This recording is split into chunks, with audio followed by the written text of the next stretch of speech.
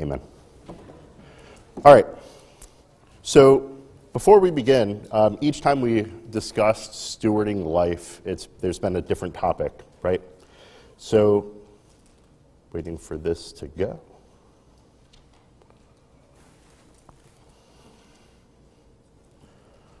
Oh, okay. So today we're going to look at stewarding influence. So, can everybody see now? Right? Good, okay. So, stewarding influence is the capacity to have an effect on the character, development, or behavior of someone or something or the effect itself. Now, what was interesting is as I was going over the topic of influence in the Bible, it's interesting because, like, the last lesson that I shared was about testimony. And through your testimony, as long as you have a good testimony, that testimony is what gives you the ability to have influence, right? And that influence is the application or what you're using and how you use your motivation to modify one's behavior. So, as I'm learning and reading through this, I had to take a step back because everything was about the testimony. And I'm not going to give away the farm yet on who we're talking about, but I had to ask myself, how is this stewarding influence? And you might have that too, because we're going to be looking at somebody's testimony and how they kept surrendering to the Lord, even though it might not have looked like the best circumstances. But the key in this entire message is using your testimony as a way to influence others and how to gain that influence in other people's lives. So none of us really know the full extent of our influence until eternity. So we're not going to know the one thing that we said to somebody that might have changed the way they thought about this and then left them down an entirely different path. We often buy into a faulty premise that leadership and influence are related, when that's not the case. In fact, today, the key to successful leadership is influence, but not authority. So a lot of us here are parents or grandparents, and we all have authority over our children and our grandchildren. But especially with the world, that even them, the parents have authority over their kids, but a lot of the times the parents aren't what influences the children. It's going to be big tech or anybody that's going to have whatever they have in their hands, if it's an iPad or those people that they're looking at and that they idolize are the ones that are going to be influencing the children, not the parents. And some might have more of a prominent influence, like you might be a CEO of a company, you might be the president, but that doesn't mean significant. Prominent does not equal significance. The significance, it's incredible how significant it is to have a child and how significant it is to have the impact. You're shaping this child. And it's really not just parents, and really anything. Parents who hasn't been influenced by a friend. As a friend, you actually have a direct entrance into somebody's heart that might not be accessible by that parent. And you have the power to affect the thinking, sway their beliefs, to stimulate action and encourage direction. Teachers also have incalculable influence. Most of us, I know some of us just got out of school, some of us many moons ago got out of school, but I bet you all remember certain teachers. In fact, I think at least half would be able to name off almost every teacher from kindergarten all the way until 12th grade or however far somebody made it. And I'm going to share with you a quick story of one of my teachers. This was in 2nd grade. Kaylee can talk about a lot of the teachers that she's had. But I struggle to remember a lot of the teachers, right? So I know they don't teach in normal school anymore, cursive. But in second grade, I had a substitute teacher. And I don't remember their name, but I remember the person. And I did not like this individual. So we're going over cursive, and they had it backwards. This is just a Google image I was able to pull. So it says left-handed writer, right-handed writer. That should be switched. So, and as far as this here, how somebody should sit when writing cursive, I think the majority of us knows how to write in cursive. She really enforced this. I think she was walking around with a ruler, or honestly, this sounds far-fetched, given how recent it was, Pastor. But it's true. But it's absolutely true. She was very strict, and you can see the angle of this paper. This angle is pretty extreme, far more extreme than I wanted to do. And I remember I was getting so mad because every time she walked past my desk, if this is my paper, she would just turn it and then walk away. And I remember you're kind of, I guess, bitter when you're a kid. You're like, fine, I'll show you. And then I put it sideways. I'm not kidding. I put it sideways, so my angle was very severe, right? Way double of that, what you see here. She left it like that. So she left it like that, but if I were to put it like this, where it's not perfectly like corner to corner in front of me, she would fix it. And what was interesting is she was a substitute teacher because the orientation was wrong. Here we go. So this is how it should be writing in cursive. But she was my substitute. Pretty close, right? You have to have an angle. Lefty. So I don't know if any of you have seen my handwriting. A lot of us type anymore. But I ended up having very nice handwriting, objectively. Objectively nice writing. And it was because of the substitute teacher in second grade. I've had her probably, I think it was like 2 days that week. I don't even remember why that teacher was subbing. But to her, she was just subbing a class. And to me, that person influenced my writing for the rest of my life. And it will change the way that I teach my son how to write cursive. And that just shows, we think we might have an understanding of the sphere of the influence, and we don't even have a close grasp of what that is. So whether you're serving in a workplace, you're a teacher, you're a parent, everyone has influence. So this is going to be your first, should be your first fill in the blank. So everyone, parents, friends, teachers, workers, common everyday people wield the scepter of influence. And I say this again because it's so important to understand. Even if you don't have kids and you have a few friends, you're always going to be teaching somebody, whether you're teaching a class here, whether you have family coming through your house. And it's important to understand that you do hold influence. And it's important that you're intentional with that influence. Now, one of the greatest threats of our usefulness for God is the myth that our lives don't have the capacity to influence or make a difference with other people. That what we do does not have an internal significance, that there's no reason to extend ourselves beyond what we're comfortable doing. You might not see the immediate effect of the influence that you have in somebody's life, and you might not perceive the impact that your life is having on others, but it's up to you to be diligent on how you're influencing your peers. So history is full of unexpected influencers, and one example of somebody that has no idea the scope of their influence is Joseph.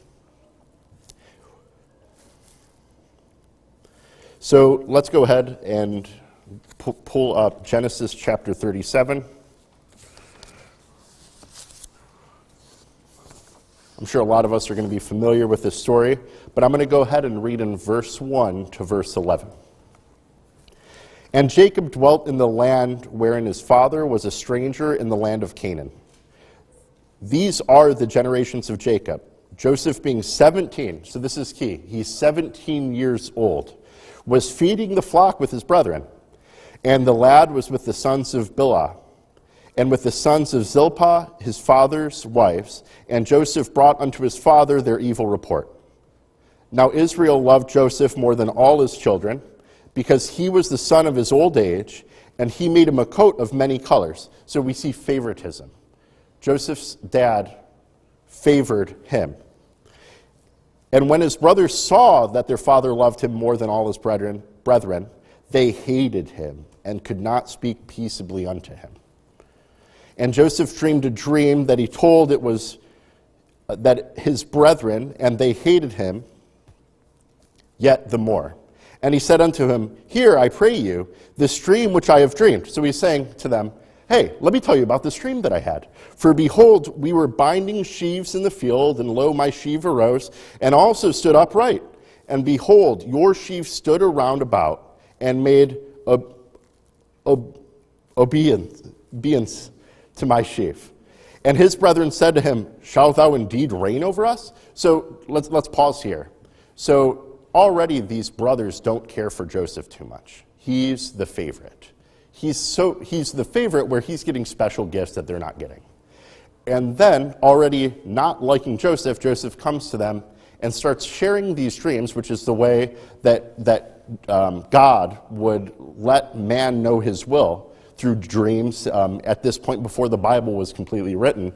So already Joseph's brethren don't care for him. He's like, you'll never believe this. I had this dream that basically you were bowing down to me. So that's not going to be received very well.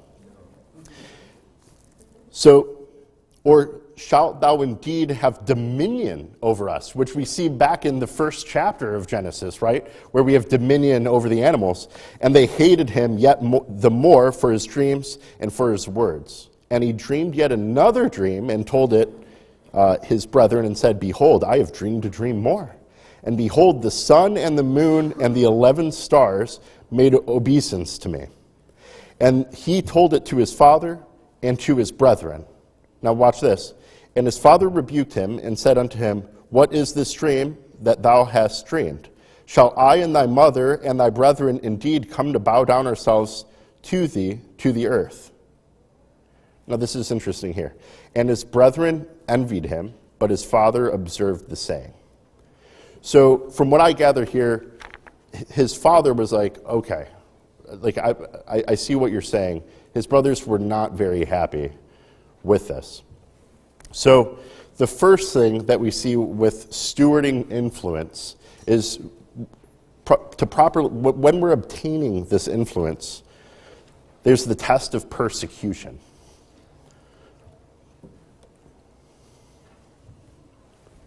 So now, just so we're all on the same page, because the world likes to use different things, different words in different ways, let's look at persecution.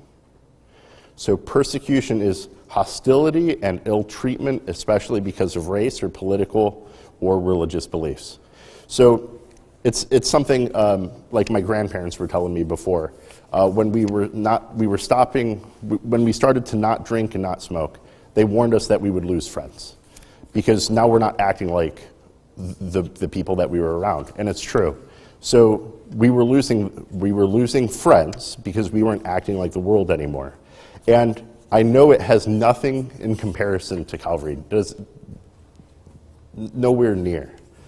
But the ill treatment of you just trying to read this Bible and just trying to adapt the principles in your life, you will experience persecution by the definition. So you will be treated with hostility and you will be treated ill amongst people that you thought were your friends. So with this being a study, let's go ahead, turn towards the back of the Bible to 2 Timothy chapter 3. And I know many people based on the topic are knowing where we're going with this, but it's always good to see it again because you don't want the familiar to become unfamiliar. So now we're in 2 Timothy chapter 3. We're going to look at verse 12. Yea, and all that will live godly in Christ Jesus shall suffer persecution. It's not some. Everybody that's going to be reading this Bible, that reads God's word and adapting these things, will face persecution one way or another.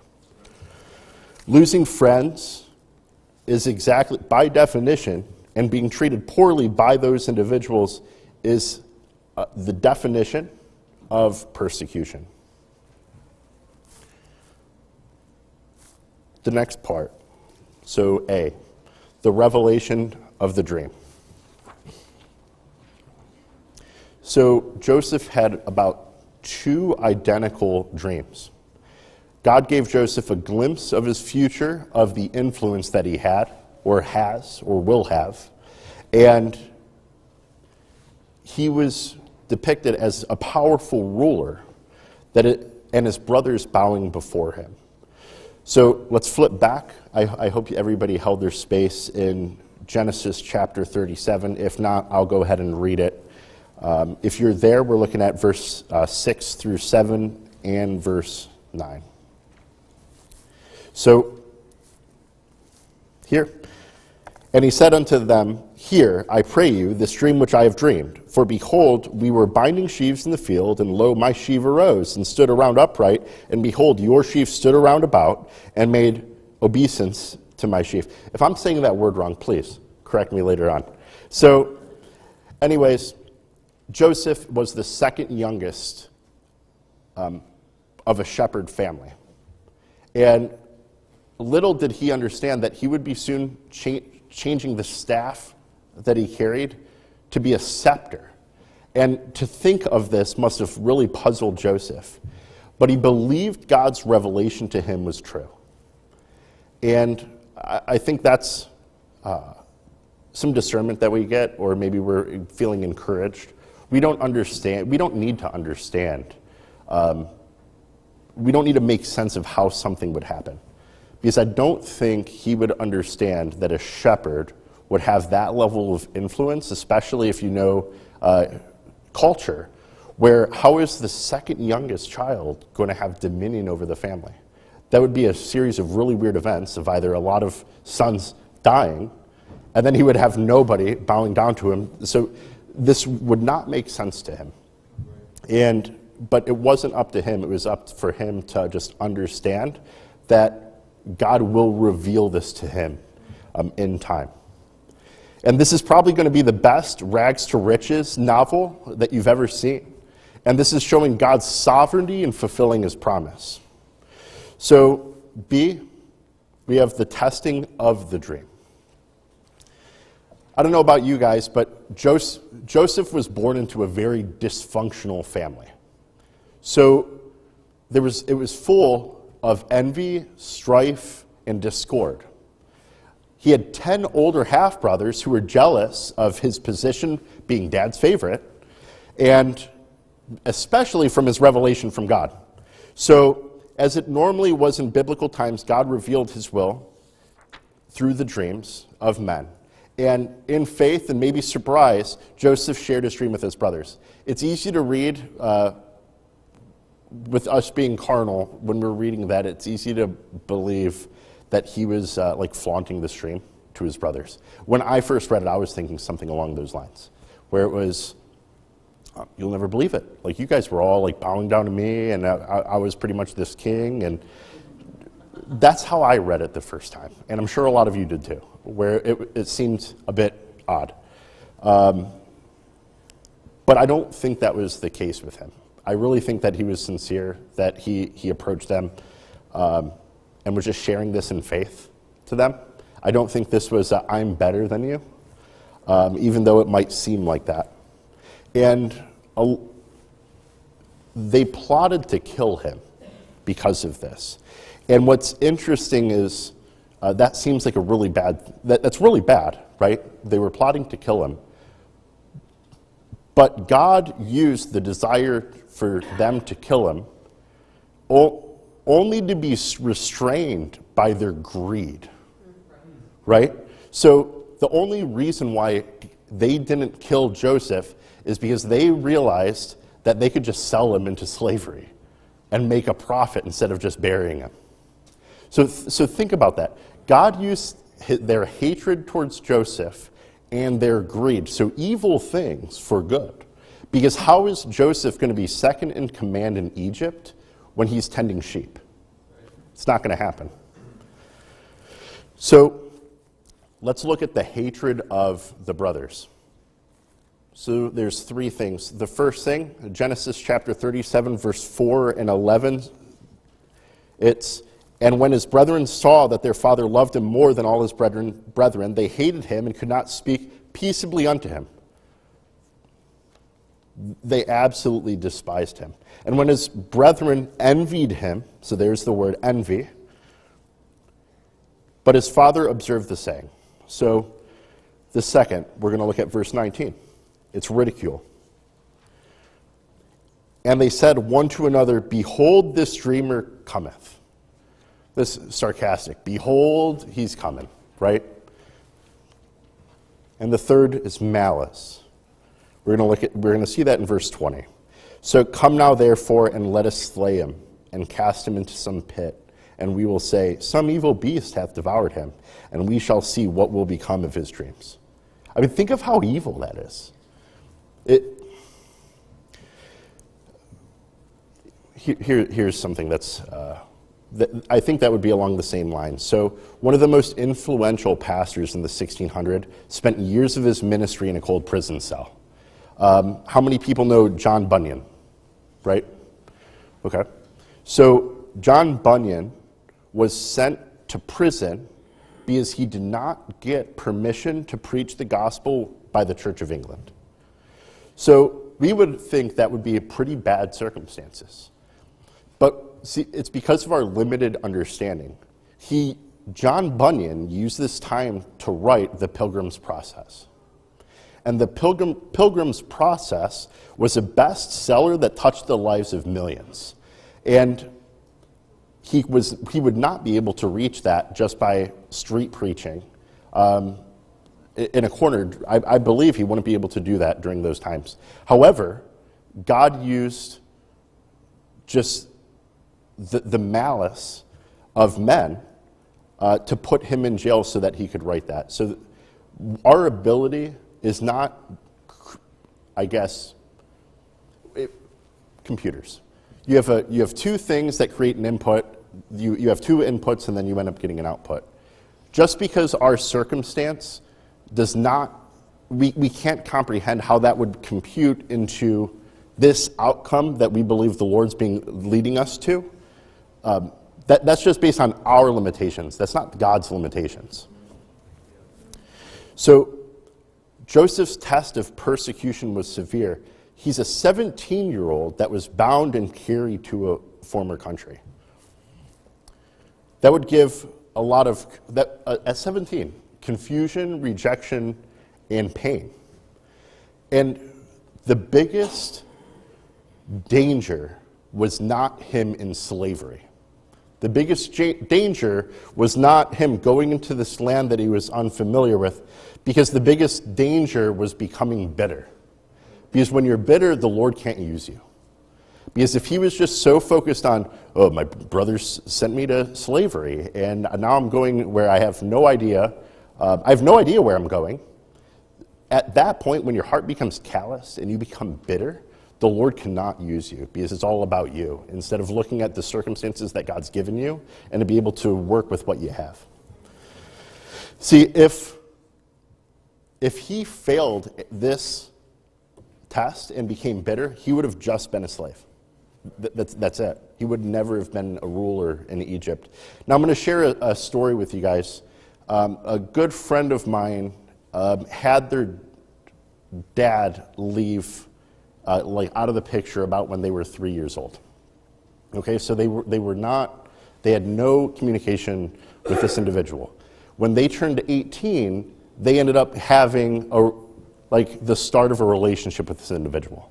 Okay, so now they were talking, and what was interesting is that time, instead of just owning up to not being by their child, it was about them still, because they got bitter.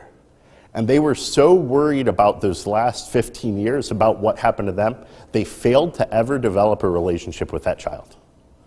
So while they were developing this relationship, they thought, they spent all this time complaining about what they didn't get to experience. So instead of trying to make memories today that they can discuss tomorrow, they just sat there and were bitter, and that's all that it became.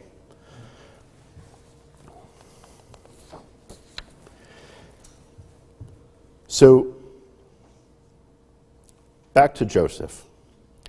From his brothers, he faced persecution.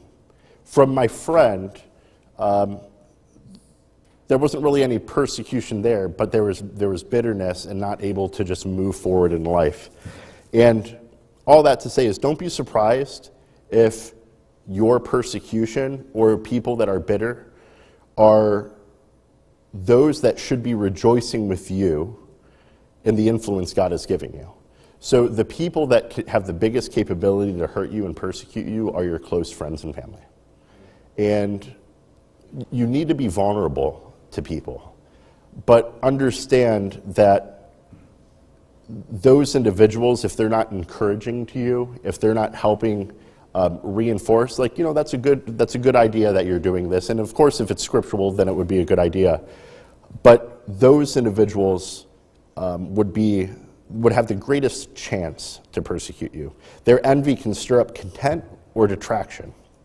And God has a way of turning this persecution of his people into a platform of influence. The greatest danger is not personal loss, because God can make up whatever is lost.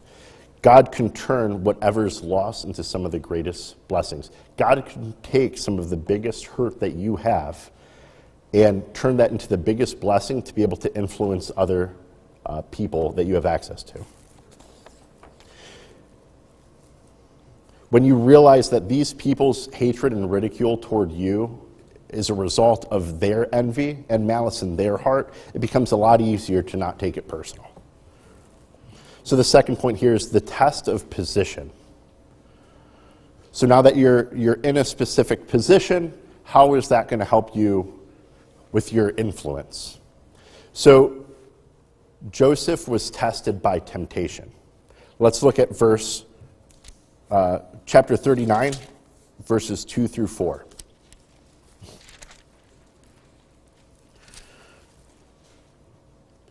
And the Lord was with Joseph, and he was a prosperous man. He was in the house of his master, the Egyptian.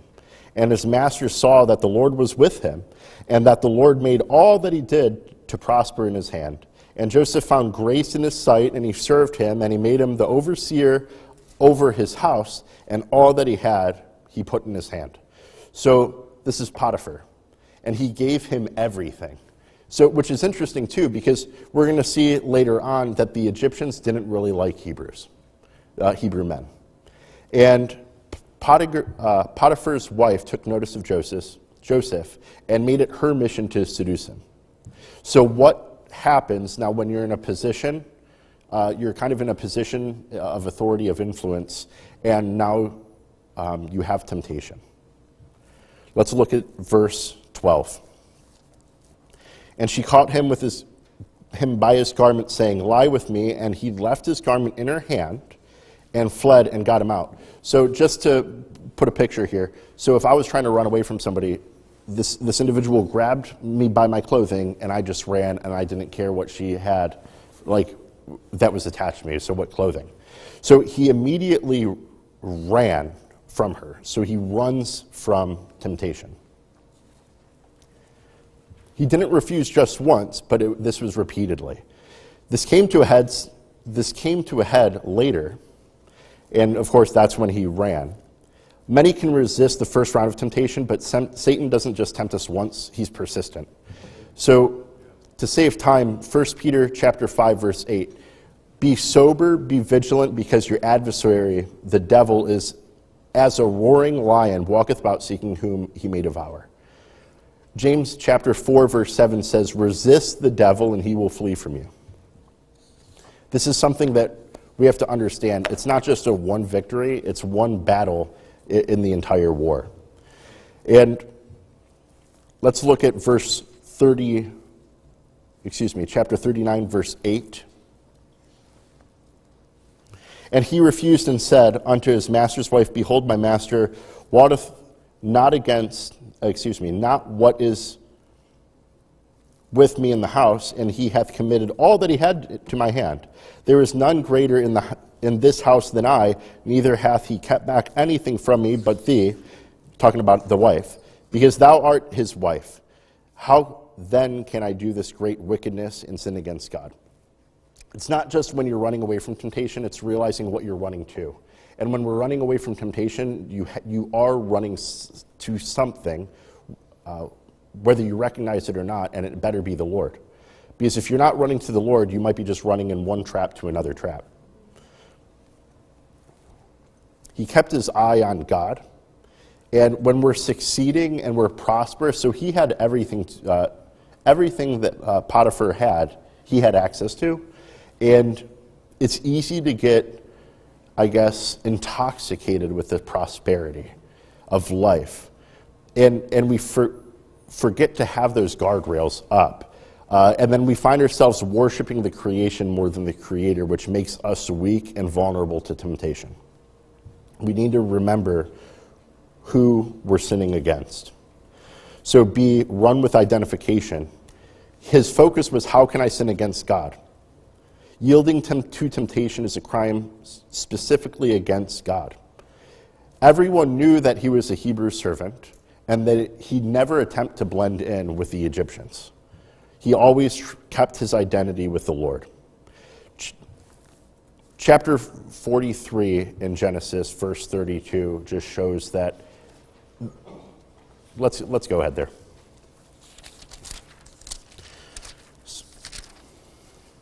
So chapter 43, verse 32. And they set on him, and they set on him by himself, and for them being themselves, so they were apart, and for the Egyptians, which did eat with him by themselves, because the Egyptians might not eat bread with the Hebrews, for that is an abomination unto the Egyptians. So even with the persecution that he felt among Egyptians, he still kept his identity with the Lord. As Christians, we need to identify with Christ. As a married man or a woman, you identify with your spouse through the ring. And I hear this weird thing that the longer you're married to somebody, the more you start looking like them. Did you guys hear that at all? It's really... What was that? Not true? Oh, that's good. Well, I would have been on the better end of that. So, anyways... right. Yeah, so I just have to deal with this, I guess. So, but in all seriousness, if we're a Bible believer, we need to identify with doctrine. If we're a Christian, our friends will reflect it. Our family, our testimonies will reflect it. Just like as a pastor, a shepherd should smell like sheep. The pastor needs to identify with the congregation.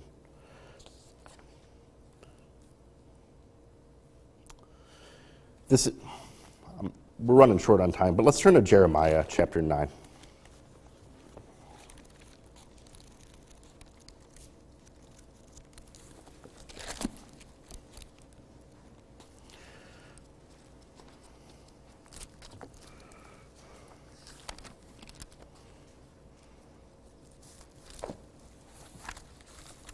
It's always hard. So I left my Bible at home, right? Ooh. And had to pick up one of the, I guess the what is it, the Backseat Baptist collection back there. Right. Bear with me, everybody.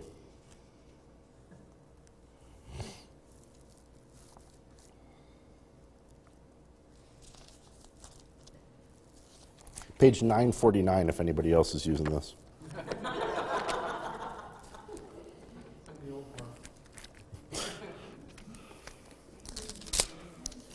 All right.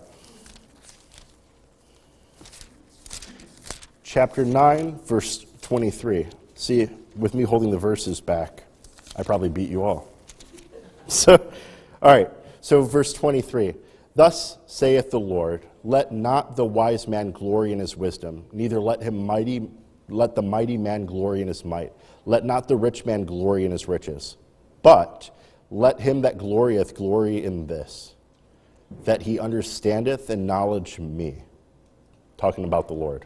That I am the Lord, which exercise loving kindness, judgment, and righteousness in the earth. For in these things I delight, saith the Lord. So our glory comes from the cross and our Savior. He gives us the strength to keep the world out of our heart and us out of worldly things.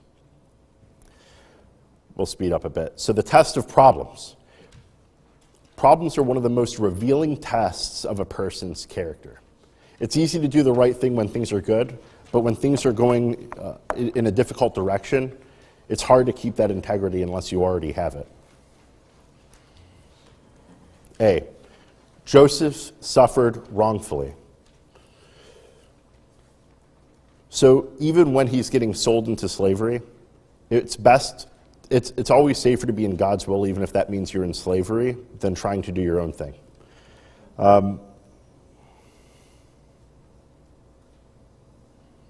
So Joseph was aware that when he was in prison, he was not alone. He had God. God gave him favor with the jailer.